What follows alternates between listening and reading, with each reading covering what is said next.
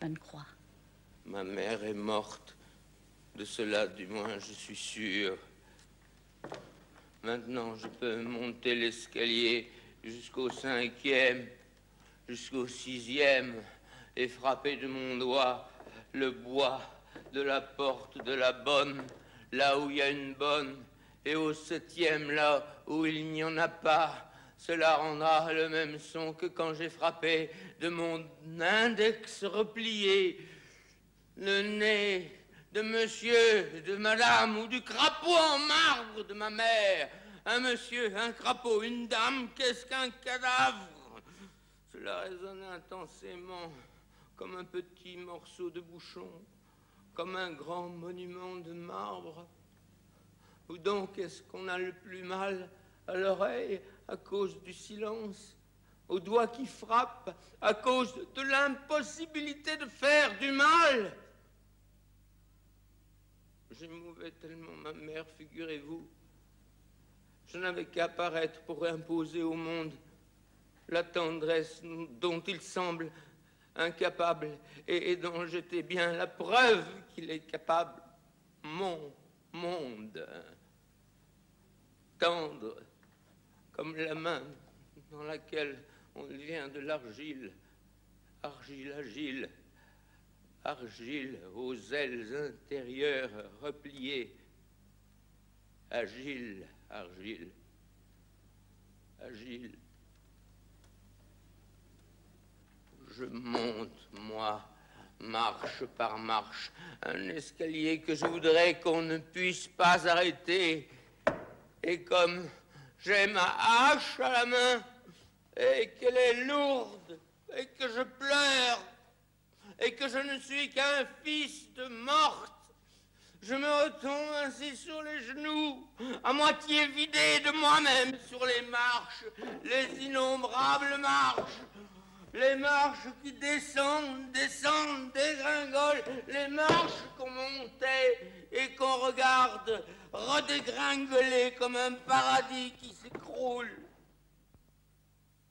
Se passe de ces événements, le sens de Naïves Hirondelles, si vous préférez. D'abord, il y a un thème qui est la difficulté d'avoir de la volonté, d'avoir de savoir ce qu'on veut. Personne ne sait ce qu'il veut dans cette pièce. Et en dehors de ça, il y a ce à quoi je tiens le plus, c'est une expression des émotions et des sentiments. C'est-à-dire que ça se déroule un petit peu comme de la musique. L'intérêt qu'on prend à cette pièce est un peu comparable à l'intérêt qu'on prend au déroulement d'une musique quelconque. C'est-à-dire que ce n'est pas racontable. Les façons qu'ont les émotions de se transformer les unes en les autres et les sentiments de changer. Vous dites que une des moralités de cette pièce, c'est qu'il est inutile d'avoir des sentiments, mais que malgré tout, c'est bien agréable. Oui, il est évidemment inutile d'avoir des sentiments. Ça se voit dans cette pièce particulièrement, ça se voit aussi dans la vie. C'est pas la peine de se mettre en colère. Mais il y a tout de même l'idée que ça vaut la peine. C'est inutile, mais ça vaut la peine d'avoir des sentiments, des émotions et de se mettre en colère. Quel est le rôle de la femme dans cette pièce? Apparemment, par rapport aux hommes, la femme intervient surtout comme ce qui empêche les hommes de travailler. Voilà. Mais... Alors, Germaine, vous dites que vous avez de la famille au bord de la mare? Ah non, pas du tout. Pas du tout, je l'ai entendu. Mal. Quoi mal? Oui, t'as mal entendu. C'est moi qui ai dit que je voulais l'emmener au bord de la Marne avec mon sidecar. Hein, c'est pas vrai, oui? Ça m'étonne pas. C'est bien possible, oui. La mémoire, tout ça. C'est triste de devenir vieux comme ça, vous savez. C'est pas très gai, nous. Surtout quand on n'a personne. Non, surtout quand on n'a personne.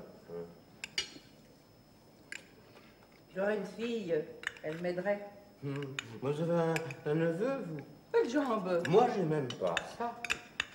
Toujours du rond, hein, votre roast beef, Madame Séverin. Si ça vous plaît pas. Oh, votre boucher. Pour le bœuf, il connaît que ça. Le rond, toujours du rond. Mais il y a rond et rond. Comment tu dis? Je dis qu'il y a rond et rond. Un petit patapon. Un gosse, vous dites un gosse.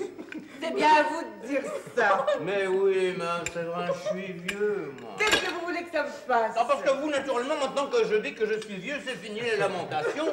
Vous ne vous sentez plus vieille du tout. Et après, je sais bien que je suis vieille, allez. Mais non, faut prendre les choses autrement. Hein. C'est pas vous qui êtes vieille. C'est eux qui sont jeunes. Hein? Ça va durer longtemps, la rigolade? Oui, madame. Alors, à la gaieté, hein? Et tout ça pour des chapeaux, vraiment, quand on pense avoir passé toute une vie de femme. Vous m'auriez vu quand j'étais jeune à tortiller de la paille, des fleurs, des rubans et des feutres et tout ça, pourquoi? Pour des riens. Car vraiment, les chapeaux, est-ce que les femmes ne pourraient pas s'en passer? Car vraiment, les chapeaux, à quoi ça sert? Sur la tête. Un cornichon. C'est pour ça que je dis qu'il faut se dépêcher quand on est jeune. Me dépêcher, oh là là, je ne demanderais pas mieux. Non, mais c'est surtout pour Bertrand que je parle. Oh, je suis assez grand pour parler tout seul. Tu as tort, Bertrand. C'est pas pour moi que je parle. C'est pas pour moi que j'y pense au matériel qui manque. Et quand je dis qu'il faut se dépêcher quand on est jeune, eh ben c'est pas à moi que je pense. Eh ben tu devrais, parce que moi je suis fatigué, j'ai pas envie de me dépêcher. Si je me dépêche, ce sera un autre jour. Un cornichon.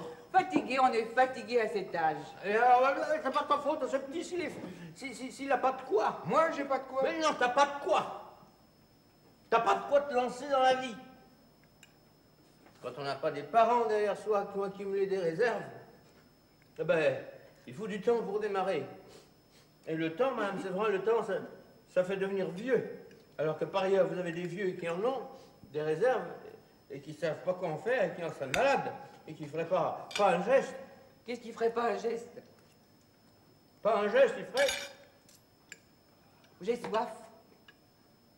Pas un geste. Bertrand! Écoutez, Germaine, il y a quelque chose qu'il faut que je dise, parce qu'il faut que la situation soit nette.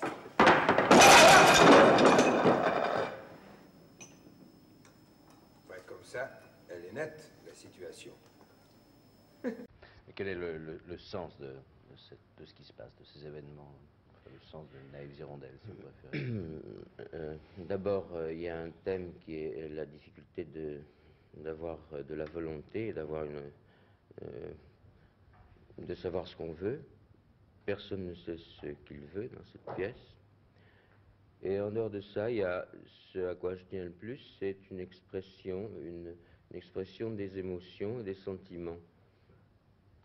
C'est-à-dire que ça se déroule un petit peu comme de la musique. L'intérêt qu'on prend à cette pièce est un peu comparable à l'intérêt qu'on prend au déroulement d'une musique quelconque.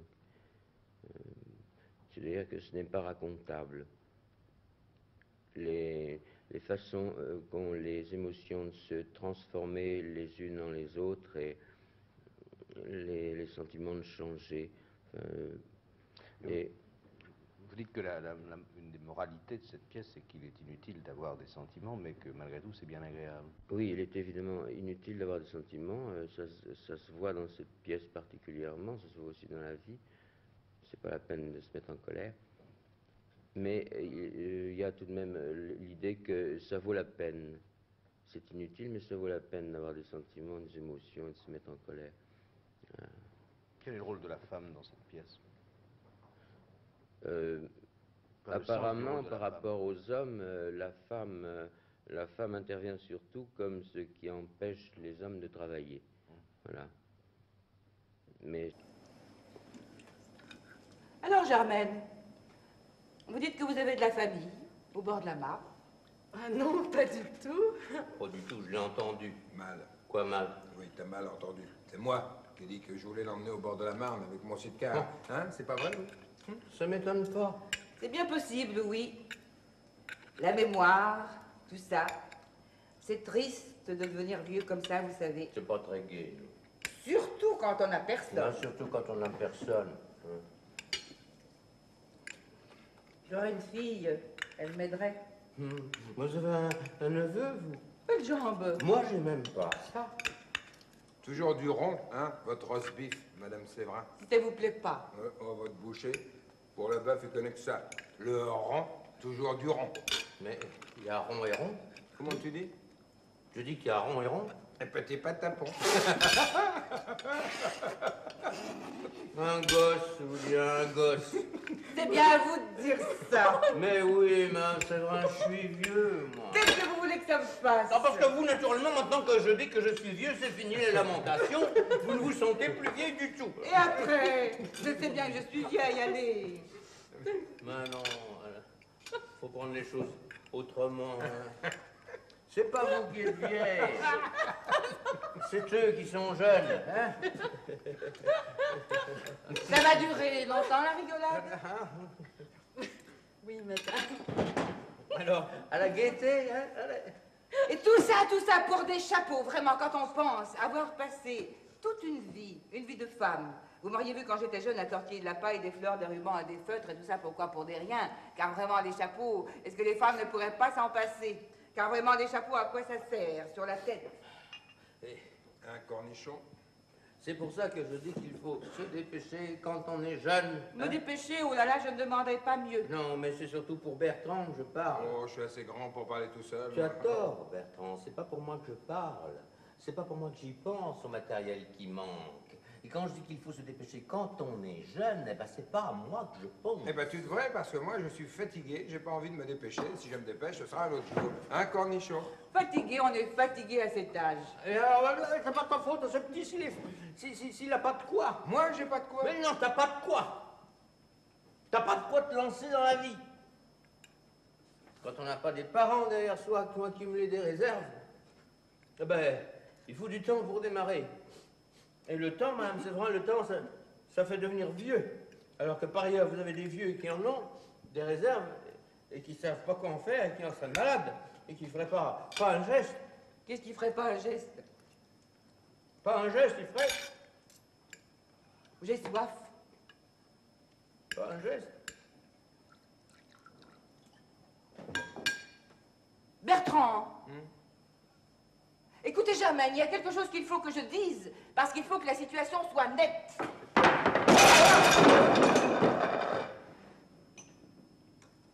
Ben, comme ça, elle est nette, la situation. Naïves hirondelles, portez mes vœux vers elle, mes vœux pareils aux vers luisants, portez-les lui, portez-luisants, naïves hirondelles, puisque je l'aime et qu'elle est belle.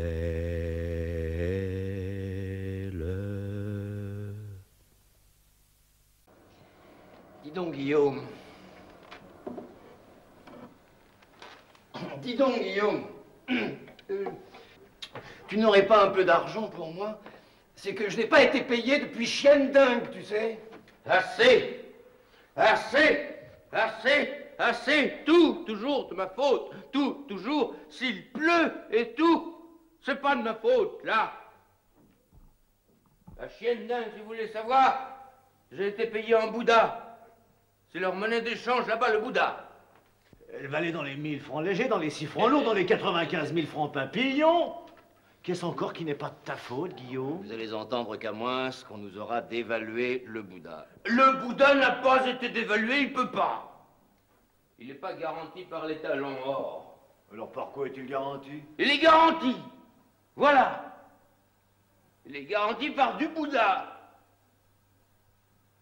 Je veux dire, par le Bouddha. Le Bouddha est une monnaie structurellement religieuse. Non mais faut le faire.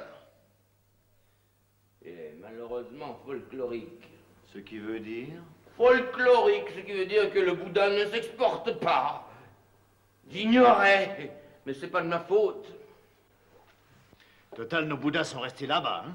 Tandis que nous, comme des cons, on revenait ici. Bouddha là-bas. Et ici, nous, les 4 chez Cézig. Un jour, le franc se vengera. Nous, Bouddha, on se le tartine. Vive le fric. Ah, une monnaie religieuse. Et en Écosse, on a été payé comment? On n'a pas été payé. Guillaume, Mais Schwartz. Ah oui, Schwartz. Eh bien, monsieur, je sais combien ces difficultés d'argent éprouvent votre morale. J'y ai pensé. J'ai mon moral, moi aussi, on l'oublie, tant pis, n'en parlons plus. J'ai pensé à vous, j'ai pensé à l'avenir. Alors voilà. En ce qui concerne la tournée actuelle, c'est la première fois, mon initiative vous semblera bien modeste, mais ce n'est qu'un premier pas. J'ai suggéré à monsieur Schwartz d'introduire entre l'opus 127 de Beethoven et son opus 130 une œuvre moderne. Moderne? On n'en connaît pas. Mais attendez qu'à moins, est-ce Guillaume a décidé que nous partagerions les droits d'auteur en 4, sans avantager personne? Mais l'auteur... L'auteur, quel auteur? Quoi? Votre quatuor? Le vôtre, Guillaume? Celui où le violoncelle joue toujours la même note? Eh bien, tant pis. On ne jouera pas. Tant pis pour vous. On ne jouera pas, mon quatuor. C'est lui que je savais bien qu'il me manquait quelque chose. Je l'ai perdu. Mon opus 2. Oh, bah tant mieux.